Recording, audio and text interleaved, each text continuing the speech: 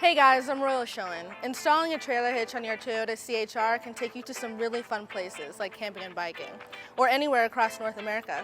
Let's take a look at the installation process. You'll need the tools seen here to complete this installation. To begin the installation process, we'll need to remove the bumper paneling.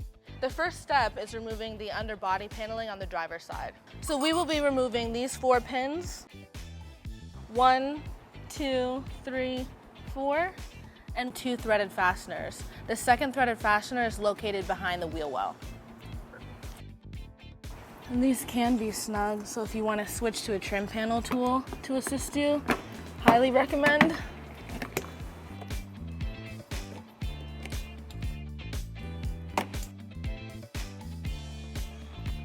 And we will repeat the same steps on the passenger side.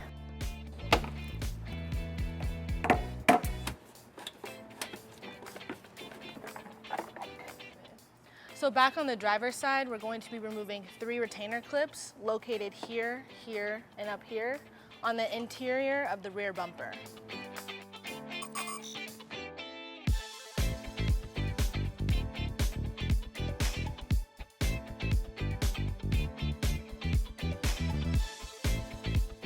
Back on the driver's side, we have to remove half of the wheel well trim by removing 1 screw and 1 push pin using a 10mm socket and a flathead screwdriver.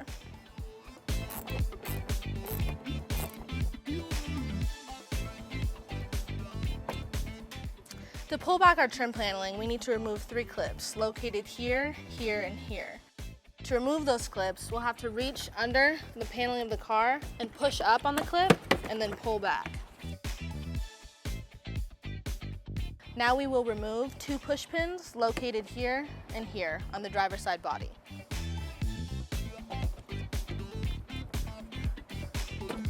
And we'll repeat these steps on the passenger side.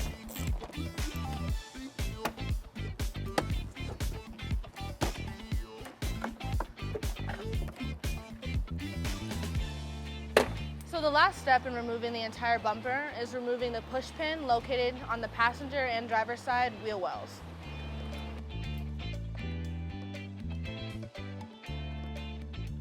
So with the 2 push pins removed, we're now going to remove the entire black fascia on the rear of the vehicle.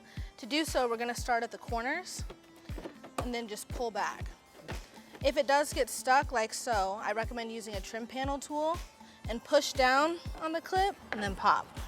And only remove it to about this length before moving to the other side of the vehicle.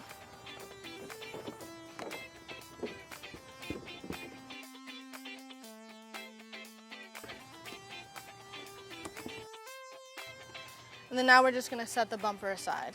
Our next step is to remove the bumper beam.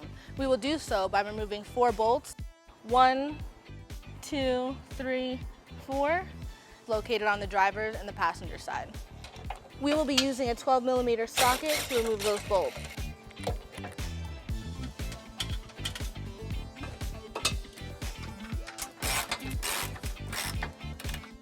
And we'll repeat these steps on the passenger side.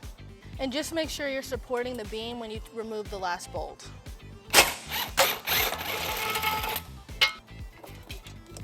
With the 8 bolts removed, we're just going to lift up on the bumper beam and pull out. On the back of the bumper beam, there are 2 metal tabs. These tabs need to be bent slightly inward using a hammer.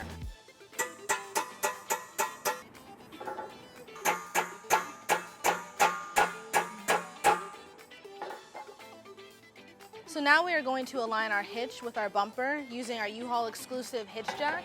If you do not have a jack, I definitely recommend getting an extra set of hands. So to attach our hitch, we're going to be using our provided bolts, which include the bolt, the lock washer, and the flat washer. So now we're going to align our bumper beam with our hitch and our bumper.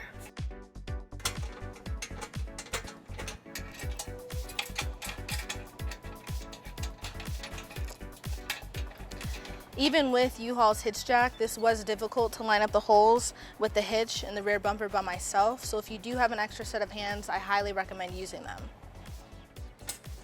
And now we're just going to put the rest of our bolts in. So now we're going to torque all 8 of our bolts to the vehicle manufacturer specifications. We'll be using a 13mm socket.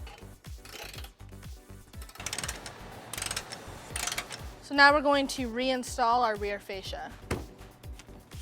Now we're going to put all of our paneling back together, including the pins and the screws.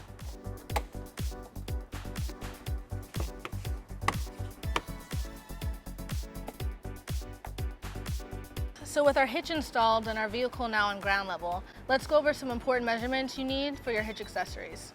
This is a 1 1/4 inch hitch receiver. From the pinhole to the end of the bumper is 5 inches. From the ground to the top of the receiver is 12 inches.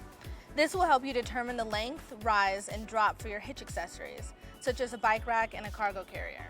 If you have any questions about the products seen in this video, or if you'd like to schedule an installation with a U-Haul Hitch professional, visit us online today at uhaulhitches.com.